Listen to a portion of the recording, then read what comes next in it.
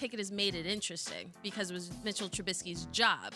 But him not announcing it, as long as players in the building understand that they're reaching a decision soon, I don't think it's news. Yeah, it's not news at all. Coaches, they got about another week to the regular season starts. It's not that big of a deal. I mean, get the guys up to speed. The game plan week comes. They're going to install. They're going to do all that. And then he could say, Mitch Trubisky's my starter.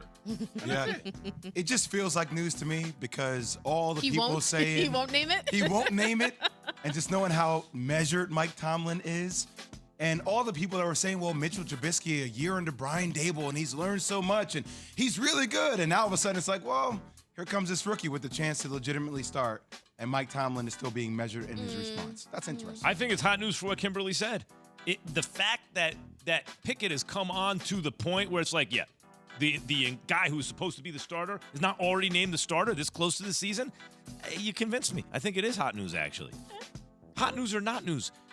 Here on Keyshawn, J. Will, and Max with Kimberly Martin. Kyle Shin, earbuds, headphones, take it in your car, wherever you are, we're right there on the app. One app, one tap. You know how that is. We're presented by Progressive Insurance. Does a Tesla really beep at you if you're sleeping? This is what drives me crazy. Does it have this kind of technology key that I'm missing in the Tesla game? Yeah, it does. It doesn't. If you're sleeping, no. What happens is it doesn't. It doesn't drive. You got to still hold it. You got to touch the steering wheel. Wow. This is the problem. It has to feel your hands. Some spacecraft stuff. If you take your man. hands off of it, it starts flashing you. Yeah, it'll start to let you know that you need to touch it. So you're not like this. Let me tell you how it goes, Jay, because this has happened to me many times. All right, so I go, I got it. I'm gonna get it, to drive for me the whole thing. It'll flash at you at first if you're. What do you mean flash at you? Like the dashboard kind of flashes at you a little bit, gives you a warning. If it does that a couple times, it'll start visual stimulation. It'll start beeping at you, right, or making some sound, and then it'll take you out, and for the rest of the trip, you can't use it. So I'm like, hold on. What do you mean for the rest of the trip? You have to stop the car for a little while and then restart it if you want to use the autopilot again, which drives me crazy because why do you put it in autopilot if you got to keep your hands on the wheel? Doesn't make any sense. Autopilot it's just cruise control basically. Oh, okay. And it could veer left, right, slow down. It could do all those things as long as your hand is on it and it feels. I don't know what it feels, but it feels something, your body temperature or something. It'll tell you to mess with the wheel a little bit sometimes. Like, hey, just put a little pressure on the wheel. I don't mess with it. Yes, I was thinking when I hear autopilot key, I think autonomous, and I'm not giving a machine any kind of autonomy just to drive me around yet. I'm not fooling with it. I'm not on that. Oh yeah. Nope. I'm not on that. Oh yeah. Nope. You're on that? Oh yeah. Let me tell you something. I get in that high occupancy vehicle lane. Dangerous. I put it right in. And you don't touch the wheel. You have to, or it starts beeping at you, or else I wouldn't touch the wheel. Okay, yeah. But don't they have a new one coming out that's like purely autonomous? Yeah. I have no idea. Elon Musk wants it by the end of the year, I think. Yeah. Well, he has his mind on a lot of things lately. Yeah, but I'm not. I don't want that though, Jay. I'm not. I'm not touching it. I don't even want to know where the button is at. Where are the flying cars? That's what I want to know. Thank you. Where are the flying cars? Thank you. We promised flying cars. Where are they? Fly me, Key. I'll give you the internet if I can have a flying car. I know the internet's more useful, but I don't care. I want a flying car. Trust me. They coming. The flying cars is coming. The flying convertibles. Oh, yeah. Flying convertibles. Yeah, like my homeboy. This is so funny. You're still going to be sitting in traffic, by the way. We'll still be sitting in traffic, but in the air. How can you be in traffic in the air? Let me turn this thing to a little dark place real quick. Well, we will talk about John Gruden in a minute. So while we're talking about dark places, but go ahead. No, one of my childhood friends, he got in trouble, many years ago, whatnot. And so I'm like, damn, man, when you getting out? He said, man, we start driving flying convertible saucers, man. Oh, geez. We start. It could be a long time. he got all. He got all. I don't even day. like hearing that. Yeah. I can't even No, laugh I'm at that. saying he That's like. so wrong, I'm like, when you getting out? He like, but I ain't getting out till we start flying convertibles. It's the truth. What's wrong with you, man? Hey, it's the truth. He did some stuff that got himself caught up, and so it happened. Boy, if he did something to get himself put away until they're flying convertibles, I don't even want to know. All day. Be a part Just put the windows down. Keyshawn, J. Will, and Max Nation. We have a nation. on the Dr. Pepper call-in line, 888-SAY-ESPN, 888-729-3776. ESPN Nation is presented by Dr. Pepper. It ain't college football season without the delicious taste of an ice-cold Dr. Pepper, the one fans deserve. Let's talk about a dark place, guys. Ex-NFL coach John Gruden. Key, Jay, he says his emails were shameful. They were shameful, but he hopes to get another shot. Listen to Keyshawn Johnson's former head coach, John Gruden, at the Little Rock Touchdown Club. Go ahead. Let's hear from Coach. I'm not going to say anything but honest things here. I'm ashamed about what has come about in these emails, and I'll make no excuses for it. It's shameful. But I am a good person. I believe that. I go to church. I've been married for 31 years. I got 3 great boys. I still love football. I've made some mistakes, but I don't think anybody else in here hasn't. And I just ask for forgiveness, and hopefully I get another shot. So, look, Gruden is currently involved in a lawsuit against the NFL. He's claiming the league singled him out for the emails. You know, they were racist, anti-gay, misogynistic language. Take it away, Jay. Let me Key, say take it away. Yeah, Key. Take it away, Jay. Go right ahead. Well, let me set this off, Key. Okay, and I don't want want pop it off, Max. And he was at the Touchdown Club in Arkansas. Yeah. Let's Little Rock Touchdown Club in Arkansas. Got it. So okay, yeah. So Yep.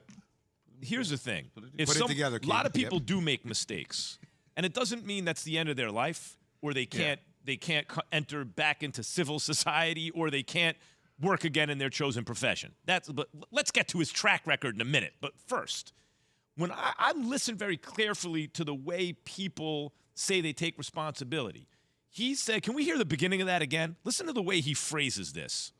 I'm not going to say anything but honest things here. I'm ashamed about what has come about in these emails. Okay, wait, stop right there. I'm ashamed about what has come about in these emails. See how passive it is? See how distanced he is from it? Mm-hmm. What you are supposed to say, John Gruden, is I am ashamed of myself for those emails.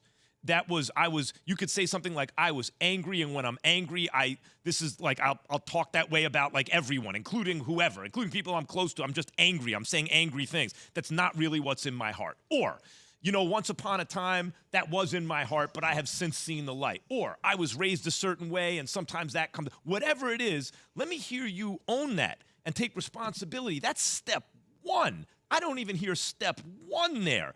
And that's only key for the stuff he said. Then what about the track record, right? Then you got to earn the job.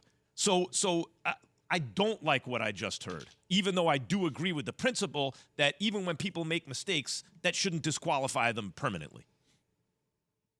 Go ahead, Key. Disqualify them permanently from what, though? For example, because from making a living. Like cancel culture? Yeah, from making a living. From doing the thing that they are qualified to do. He can still make a living. Mm-hmm. He can still make a living if you decide. If you choose to hire him, he can still make a living. If you choose that that's what you want in your building, he can still make a living. Ultimately, it's up to the individual person, the organization. If it's the NFL, if it's high school football, if it's college football, they've got to deal with the blowback and the fallout. I don't think society has to deal with that. When you look at what John is saying, and everybody deserves a second chance. I screwed up in my life as a kid multiple times, and I got the opportunity to go to USC, make myself right, graduate on time, get drafted into the National Football League, play well, move that into a post-career, marry kids, all of those things.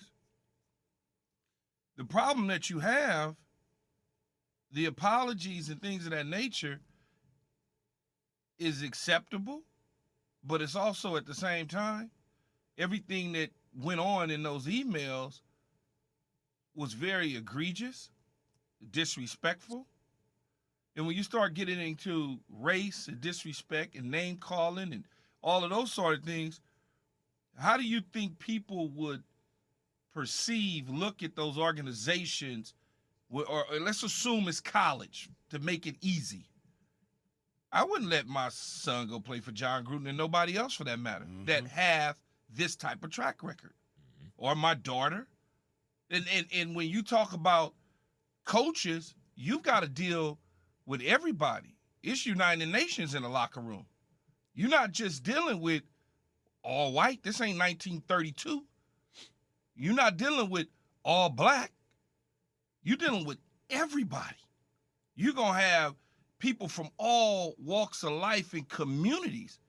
He's seen that with the Raiders.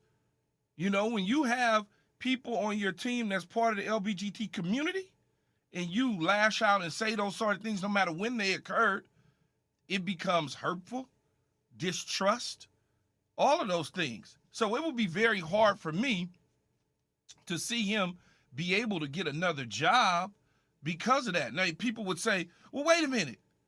Urban Meyer got another job, or Bobby Petrino got another job, or you know, they start looking for coaches that have made mistakes along the way to get jobs. But here's what I would say.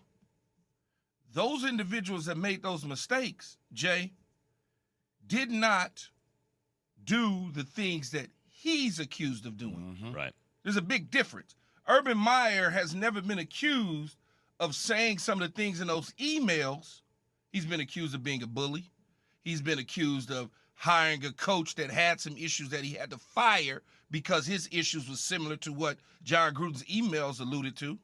So you see what I'm saying? Urban Meyer can bounce back and do this and get it, because people going to look at that and go, It's or when not, you go to Rick Pitino, Bobby Petrino, theirs was different. They didn't touch the third rail of American cultural life, and John Gruden not only touched it, he danced all over it. Jay, I know you have plenty to say about this. We need to keep talking about this. Jimmy G stuff will wait. We need more on John Gruden. Keyshawn, Jay.